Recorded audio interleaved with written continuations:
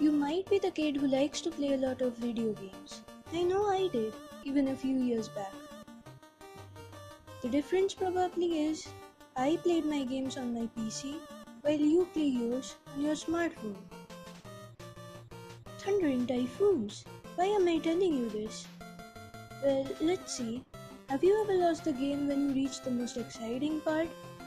Sweating as the final battle comes up. You're just a step away from victory, but alas... Why did this happen? Wait. Did I mention sweating? Could your slippery fingers have something to do with this?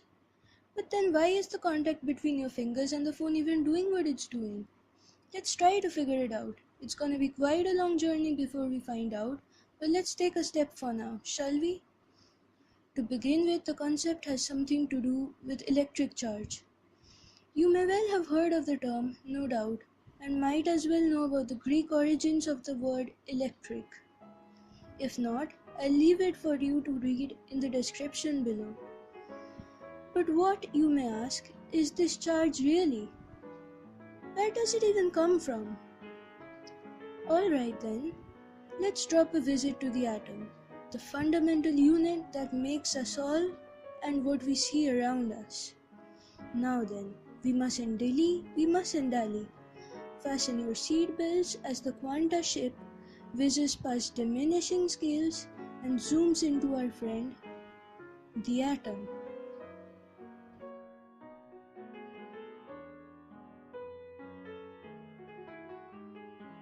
So this is how we know the atom today. What you see here in the center is the nucleus, made up of the fundamental particles, the protons, and the neutrons, held together by the strong nuclear force. These particles in turn are made of smaller particles called quarks. The proton is made of two up quarks, each having 2/3 of its charge, and a down quark with a -1/3 of its charge, while the neutron is made of two down quarks and one up quark. Actually, they are made of more particles than just that, and you may realize that by adding up the masses of these tiny quarks and seeing that they don't add up even close to the mass of a proton or a neutron. In fact, they contain an insanely high number of lightweight particles, more varieties of quarks and their antiquarks, as well as the gluons binding them all together. The three original quarks are called valence quarks and the remaining are virtual quarks. Incredible, right?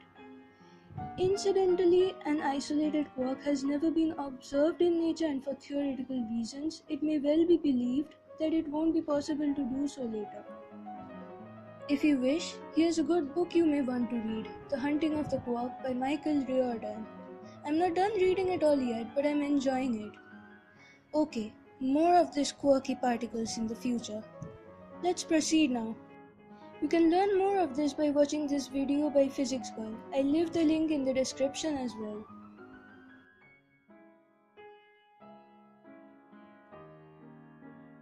And then, outside the nucleus, we have the electrons swishing about in orbits, sort of like that. In reality, the structure is more probabilistic, as we know from the quantum mechanical model of the atom. But the standard model described for now is a good start until we advance till there. So, you've seen the atom now. Oh no, wait. Right, now you've seen it. This was the first time ever photoshoot of a hydrogen atom captured by a quantum microscope, first time when its wave function had been observable. And this incredible picture is the end view of a cold ion collision in the relativistic heavy ion collider. Atom smashers for you. And this one here shows the trajectories of particles in CERN's first liquid hydrogen bubble chamber, where negatively charged pions are interacting with protons in the liquid hydrogen and spraying out new neutral lambda particles, which are then decaying to form the V-shaped tracks you see. Amazing, right? Now that we have some understanding of the origin of charge, let's try to understand something more about it. A key property of electric charge is that it is conserved, meaning the algebraic sum of all electric charges in a closed system is conserved. For instance, look at this picture. The seemingly neutral balloon is attracted to the charged glass rod.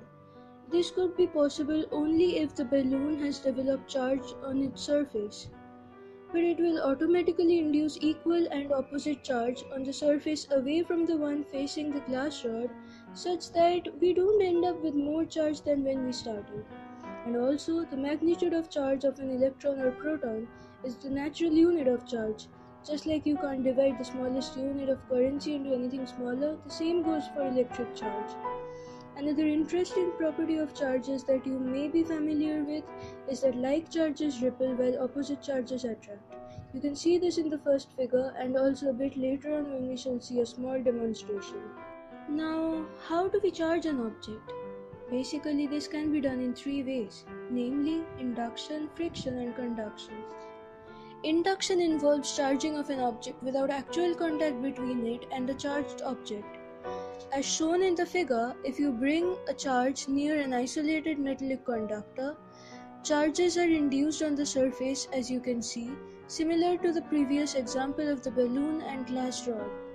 Then, if you complete the connection with the ground, that is, earth the conductor, the charge induced on the opposite surface flows to the ground, and on breaking the connection and moving away the charge -q, we see that the net positive charge on the conductor surface remains the same and is distributed uniformly. If you rub two objects together, like say a glass rod and amber, you charge them both up due to friction or contact between their surfaces. Metallic conductors provide an example of charging by conduction, which occurs due to the presence of free electrons in conductors. We shall look into conductors in greater detail very soon. Here I have an electroscope, not a gold leaf one. The leaves are actually aluminium foil and are attached to this conducting wire, and as you can see, they are close together. We'll see what the spiral does shortly. So what I'm doing now is rubbing a plastic bottle on my dry hair, and watch what happens now.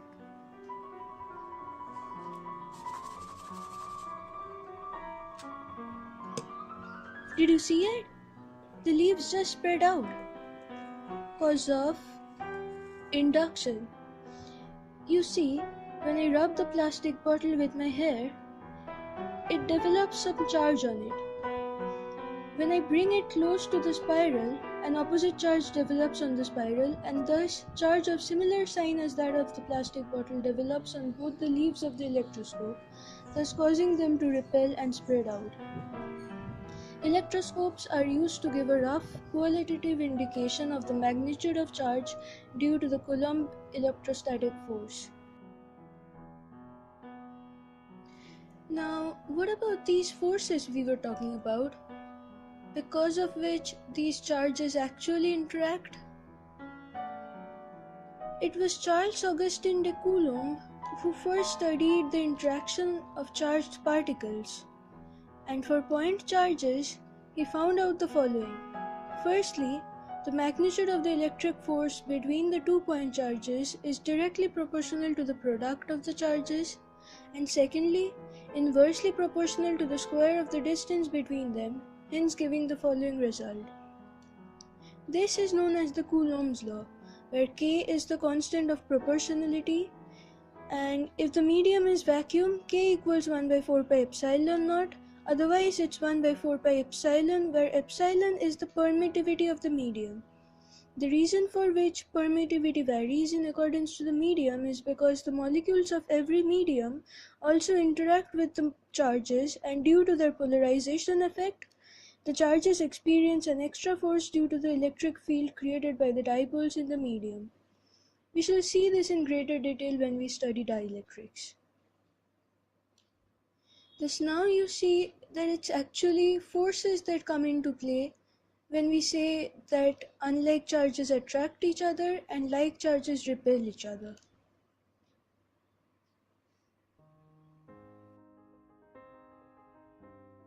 Now, what if there are more than two charges in a given system and we want to obtain the net charge say on any one of the charges?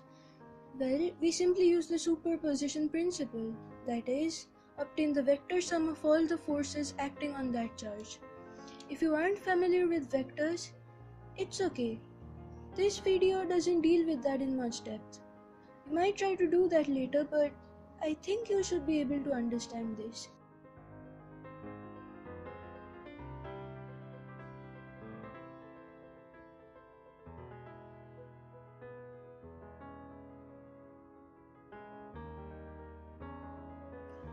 So now we have a fair idea about what electric force actually is, but not yet about how the charges are actually interacting. I mean, how do these charges even know that there's another charge somewhere nearby?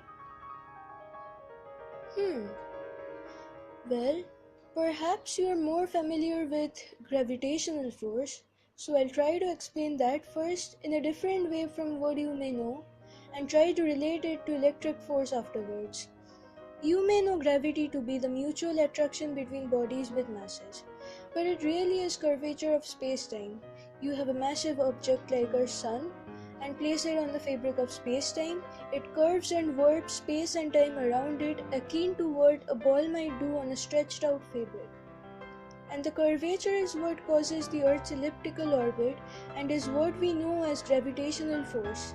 As shown in the picture, the Earth causes space-time around it to curve as well, but to a lesser degree compared to the Sun. My drawing isn't really very accurate, but I hope you get the idea that gravitational force is really modification of space-time and gravitational field is the region in the bounds of which a mass will experience its effects. Not just a mass, but photons as well. However, that concept is irrelevant here, so let's leave it and try to focus on electric field now. Trying to visualize electric field is actually a two-step process. First, a charged particle, say A, as a result of the charge it carries, modifies the property of the space around it, and another charged body, B, senses this modification in the space around itself and responds by experiencing a net force. Basically, the space around A, in the bounds of which an object B can experience electric force, is called the electric field of A.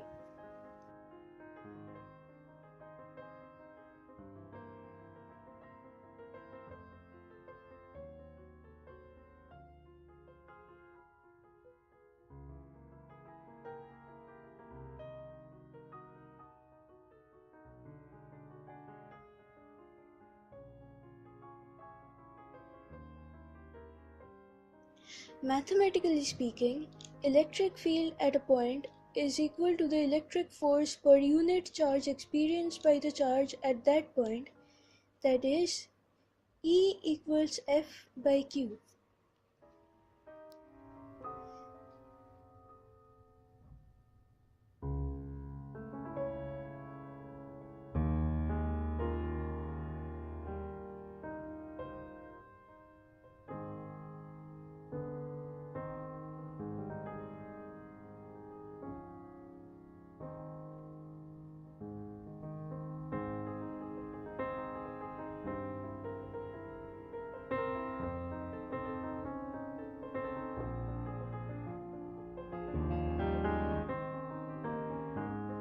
In vector form, we can write the equation as the follows,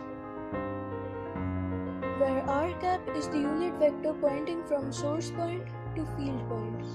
Similar to electric force, we use superposition principle to calculate electric field of charges distributed through space.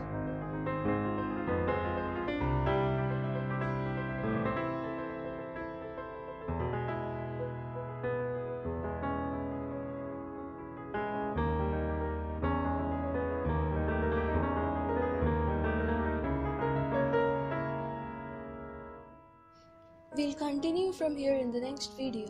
I hope to see you soon.